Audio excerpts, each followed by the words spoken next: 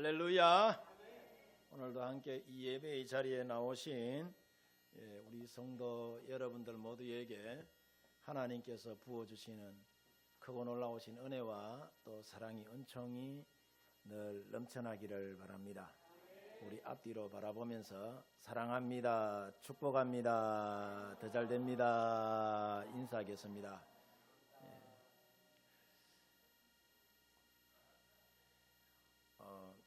여러분, 이번 주간이 이제 성탄 주간이잖아요. 성탄 주간인데 이 성탄 주간 이맘때가 되면은 우리가 아주 익숙하지만은 다시 붙잡아야 할 질문 하나를 우리가 마주하게 됩니다. 그게 뭐냐? 나는 지금 누구를 경배하며 살고 있는가? 라는 이야기예요. 성탄절이라고 이야기를 하면은 우리가 인류 구원을 위하여 이 땅에 오신 예수님에 대하여 경배하고 찬양하는 것이 바로 이 성탄의 의미잖아요. 성탄절인데, 자, 세상은 온통 보면은 백화점과 거리에는 불빛이 가득하고 사람들은 그것을 보고 또 즐거워하고 선물과 모임으로 아주 분주한 나날들을 사람들이 보내고 있단 말이죠. 자, 이런 모습들을 보면은 어떤 마음이 드느냐 하면은 정작 성탄의 주인공이신 예수님은 보이지 않는 이 성탄절이 오늘날 우리 현실이 아닌가 여겨져서 마음이 좀 씁쓸할 때가 있어요. 여러분 어떻습니까? 그렇지 않아요? 저만의 생각인가요? 자, 이런 성탄에 대한 우리의 잘못된 생각을 보고 오늘 본문에 나오는 동방박사들은 우리에게 아주 중요한 질문을 하나 던집니다. 너희는 무엇을 따라 움직이고 있느냐? 너희는 무엇을 위하여 무릎을 꿇고 있느냐? 라는 질문을 여러분 던집니다. 그래서 오늘은 우리가 이 주신 말씀을 통해서 이방인인, 동방박사들이 이방인이잖아요. 동방에서는. 이방인인 동방박사들이 어떻게 예수님을 경배했는지, 그리고 오늘날 우리 믿음의 사람들이 어떻게 예수님을 경배하며 살아야 하는지, 그것을 저와 여러분들이 함께 살펴보면서 주신 은혜를 한번 나눠보고자 합니다. 자, 첫 번째로 우리가 먼저 예수님을 경배하려면은 예수님을 영접해야 합니다. 아멘입니까? 오늘 본문 9절에서 10절을 보면은 동방에서 보던 그 별이 문득 앞서 인도하여 가다가 악이 있는 곳 위에 머물러 서 있는지라 그들이 별을 보고 매우 크게 기뻐하고 뭐였다고 하죠? 기뻐했다라는 이야기를 해요. 동방박사들이 어떤 사람이냐 하면은 이 동방박사는 별의 징조를 따라 움직이는 그런 사람들인데, 별을 연구하는 사람들이잖아요. 예수님을 찾아 경배한, 여러분이 동방에 지혜자들을 두고 여러분 두고 이야기하는 거예요. 이게 동방박사들이 별을 연구하는 사람들. 그러니까 이 별을 연구하는 사람들이 어느 날 보니까 큰 별, 이상한 별이 나타났어. 그것을 보면 저거는 틀림없이 위대한 사람이 태어난다는 그런 징조로 여러분 예전에는 그렇게 여겼단 말이에요. 그래서 동방박사들이 이 발견한 별은 단순한 자연 현상이 아니라 하나님의 그 인도하심에 따라 저들이 별을 찾아 경배하러 온 것입니다. 그런데 이와 똑같은 소식을 들은 사람이 있는데 그분이 누구냐 하면은 바로 헤롯 왕이에요. 헤롯 왕.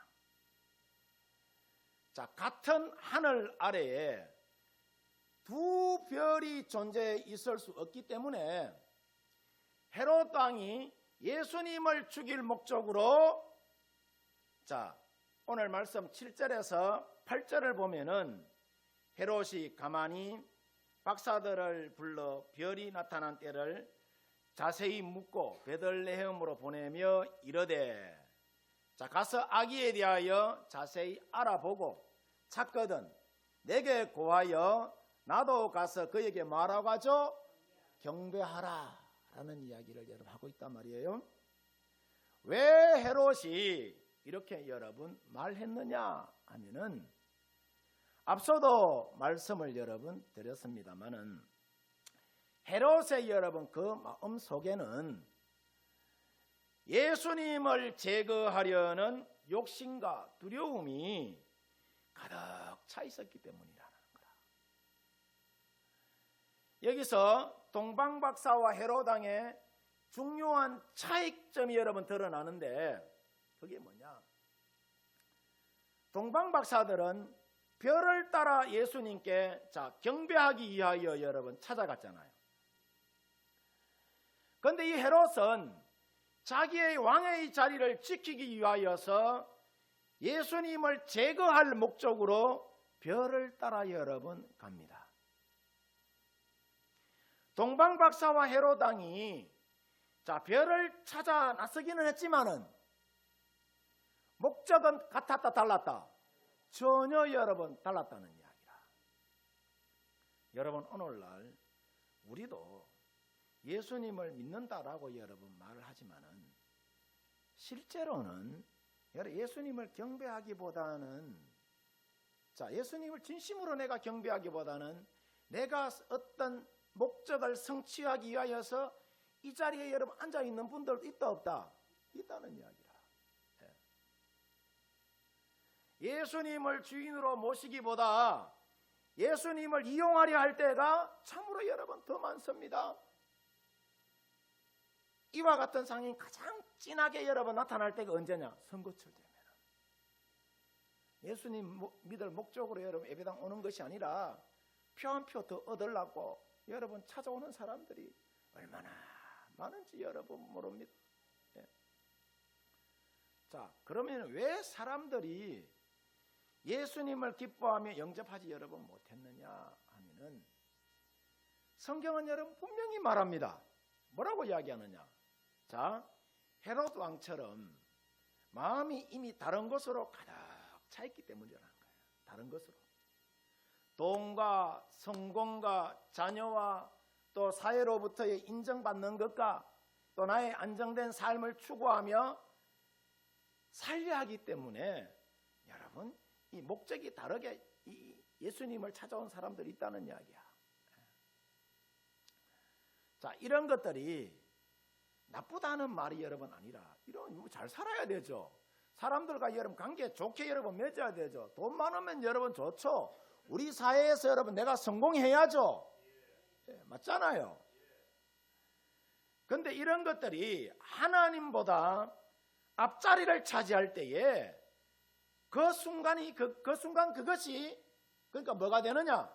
우상이 되는 것이고, 지난 주간 여러분 새벽기도 시간에도 말씀을 드렸습니다마는 마가복음 10장 22절에 부자 청년처럼 슬픈 기색을 띠면서 예수님의 곁을 여러분 떠나게 되는 거예요.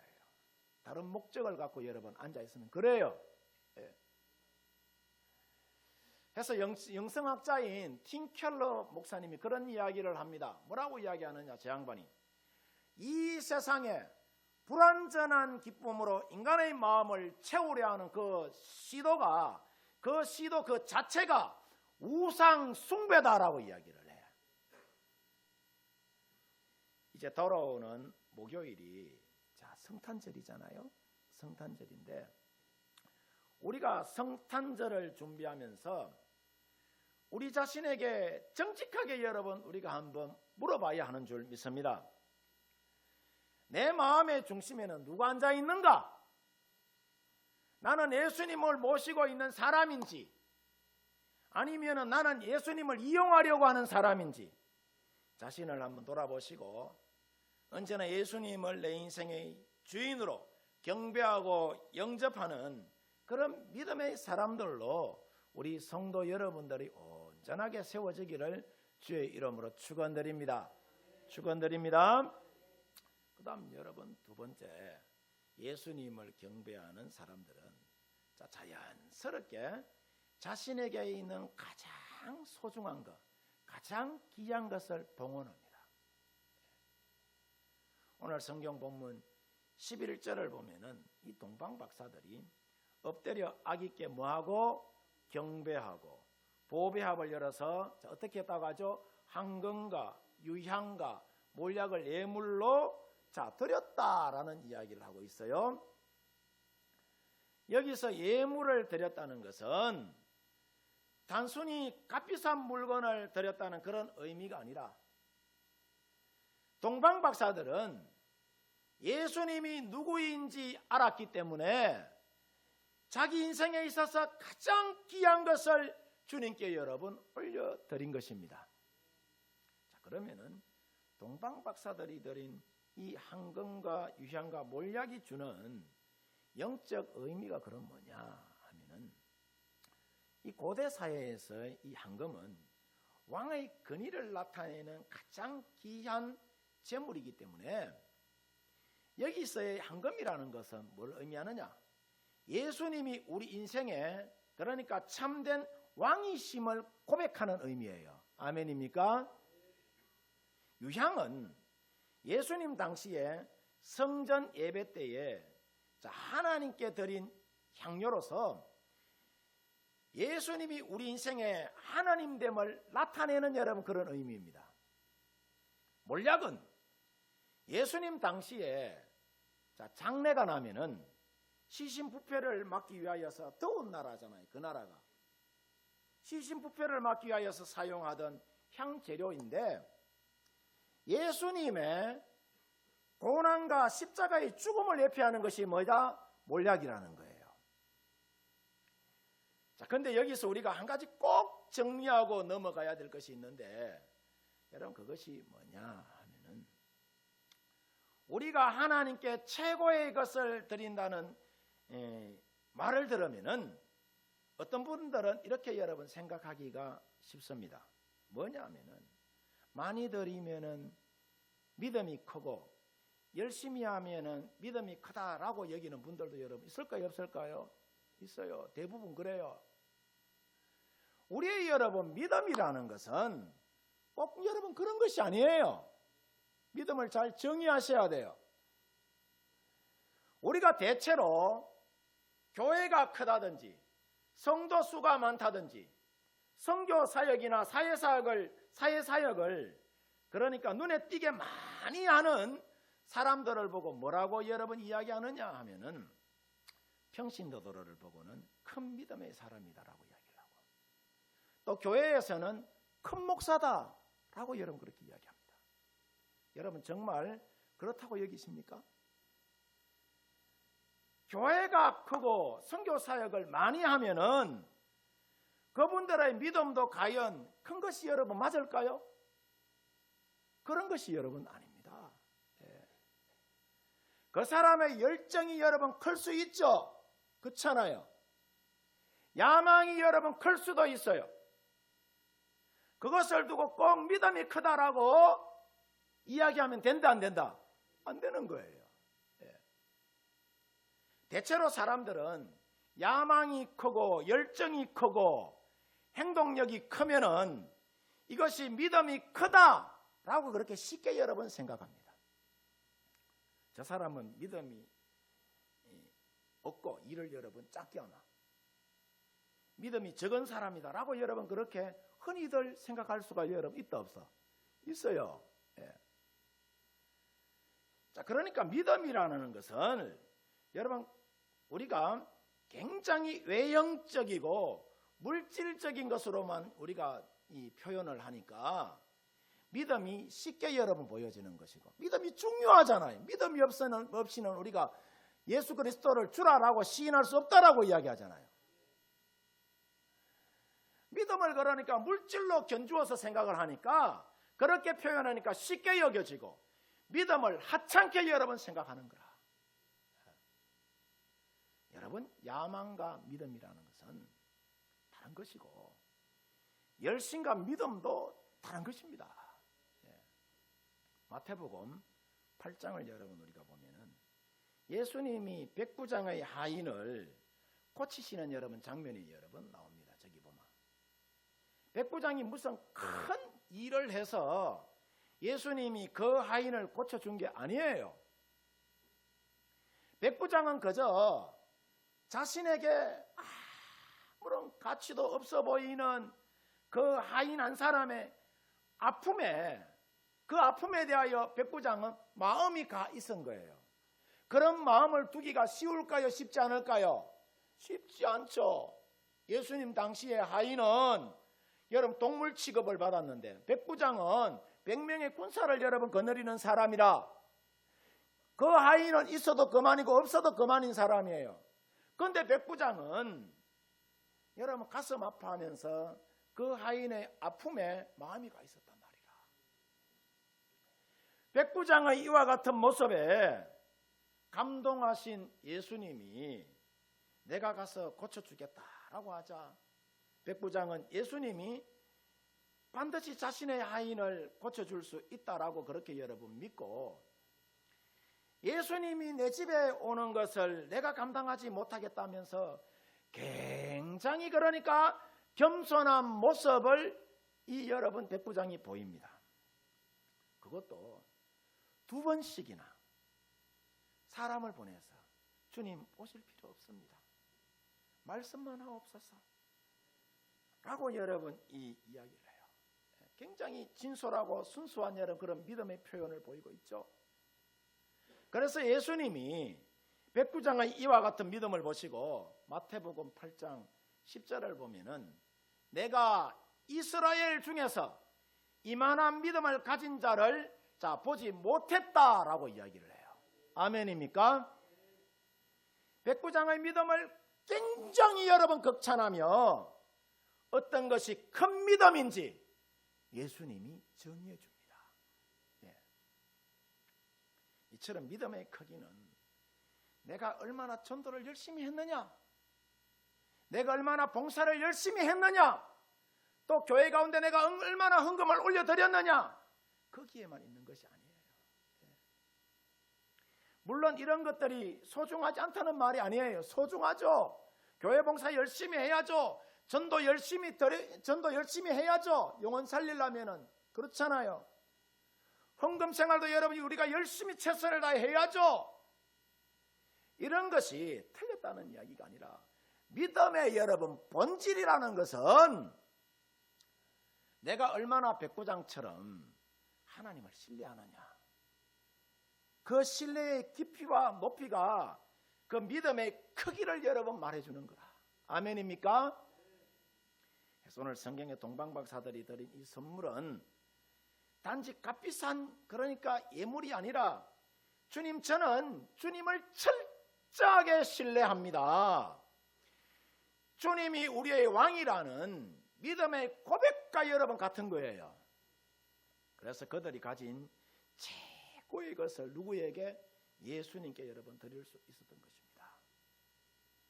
그 다음 여러분 세 번째, 우리가 예수님을 경배하려면은 예수님을 증거하면서 저와 여러분들이 살아야 합니다.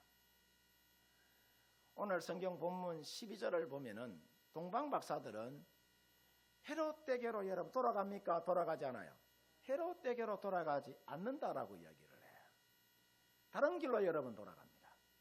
왜냐하면은 헤롯에게로 돌아가면은 자 보세요. 부와 명예와 안정적인 생활이 보장될 수 있지만은 그 길은 예수님을 배반하는 여러분 그런 길이기 때문에 헤롯에게로 이 동방박사들이 돌아가지 않습니다. 이처럼 동방박사들은 편한 길이 아니라 옳은 길을 여러분 선택한 것이죠. 권력이 아니라 사명의 길을 여러분 동방박사들이 선택한 것입니다. 복음서에 여러분 나오지는 않지만은 전성에 따르면은 동방박사들은 이후에 복음을 받아들이고 동방지역에 복음을 전한 사람들로 그렇게 여러분 전해지고 있어요. 이처럼 예수님을 진짜 경배한 사람은 삶의 방향이 여러분 달라집니다. 요즘 한국 교회가 왜 여러분 힘이 없고 능력이 여러분 없느냐 하면은 성공을 붙잡고 본질을 여러분 놓쳤기 때문에 그래요. 예. 교인 그냥 많이 못 안오면 최고인 줄 알고 막 이리저리 여러 동분서주하고 돌아다니는 예수는 없고 그 안에 예수가 있는 가운데 사람도 여러분 많이 모여야죠. 사람 많이 모이려면 백화점 가면 최고 많은데 엉뚱한 데 마음을 쏟으니까 능력이 없고 건세가 여러분 없는 거예요. 예배와 기도와 말씀이라는 가장 중요한 것을 잃어버렸기 때문이라는 거라. 그러면은 우리가 자 오늘날 예배 영성을 회복하려면은 어떻게 해야 하느냐? 여호와께로 돌아가야 합니다. 따라서 합시다. 여호와께로 돌아가자. 여호와께로 돌아가자. 아멘입니까? 여호와께로 돌아가야지 잃어버린 예배의 영성과 기도의 능력이 여러분 회복되는 것이고, 이것이 회복이 될 때에 우리에게 복 주시기를 원하시는 하나님께서 우리 가운데 복의 복을 여러분 다해 주시는 것입니다. 요엘 시대에 이스라엘 나라의 전제와 소재인 예배가 여러분 그 무너졌을 때에 하나님이 저들에게 경고의 메시지를 남기는데, 자 요엘 1장 4절 이하를 보면은 자 뭐라고 이야기하느냐 하면은 팥중이가 남긴 것을 누가 먹고 메뚜기가 먹고, 메뚜기가 남긴 것을 누가 먹고 너치가 먹고, 너치가 남긴 것을 누가 먹는다고 하죠? 자 항충이 먹을 정도로 밭이 항무하고 토지가 여러분 메마르고 밭의 소산이 없을 정도로 여호와의 심판의 날이 임박했음을 요엘 선지자가 백성들을 향하여 알리면서 자 뭐라고 이야기하느냐? 우리가 차 여호와께로 돌아가자, 여호와께로 돌아가자라고 여러분 외칩니다. 과거의 죄와 부끄러움을 다 버리고 빨리 돌아가자, 돌아가자라고 이야기를 해요. 예. 절규하며 아마 눈물 흘리면서 그렇게 이야기했을 거라. 여호와께로 돌아가는 것이 살 길이고 생명의 길이라면서 자 요엘 2장 15절을 보면은 자 그런 이야기를 합니다. 이스라엘이 성회를 소집하여 젖먹이부터 장년에 이르기까지 예배자의 삶을 회복하라고 이야기를 해요. 이렇게 예배자의 삶이 회복이 될 때에 이어지는 여러분 19절을 보면은 내가 너희에게 자 곡식과 새 포도주와 기름을 주리니 너희가 이로 말미암아 흡족하리라. 내가 다시는 너희가 나라들 가운데 욕을 당하지 않게 할 것이다 라는 여러분 이야기를 합니다. 또 이어지는 22절에 보면은 덜의 풀이 싹을 내며 나무가 뭘 맺는다고 하죠? 자 열매를 맺을 것이다 라고 이야기를 해요. 23절 24절에도 보면은 이른 비와 늦은 비를 적당하게 내려서 마당에는 밀이 가득하고 자 독에는 새 포도주와 기름으로 넘치게 하리라 라는 말씀을 합니다. 그리고 25절 26절에도 보면은 내가 전에 너희에게 보낸 큰 군대 곧 메뚜기와 너치와 항충과 팥중이가 먹은 새수대로 너희에게 갚아주리니 너희는 먹되 풍족히 먹고 너희에게 놀라운 일을 행하신 너희 하나님 여호와의 이름을 말 것이다, 찬송할 것이다 라고 이야기해요. 내 백성이 영원히 수치를 당한다, 수치를 당하지 않게 하리라, 수치를 당치 않게 하리라 라고 이야기를 합니다. 어떻게 할 때에? 여호와께로 돌아올 때에. 여호와께로 돌아올 때에 이와 같은 믿음의 역사를 보게 할 것이다 라고 여러분이 이야기하고 있어요. 우리가 여호와께로 여러분 돌아가면은 이와 같은 은혜와 회복의 역사가 우리 가운데도 여러분 일어나게 되는 줄 믿습니다. 아멘입니까? 요엘 시대의 이야기는 그 시대의 이야기만이 아니에요. 오늘날 우리의 이야기이기도 합니다. 그러면 우리가 어떻게 해야 하느냐? 어떻게 해야 하느냐? 살 길이 뭐냐?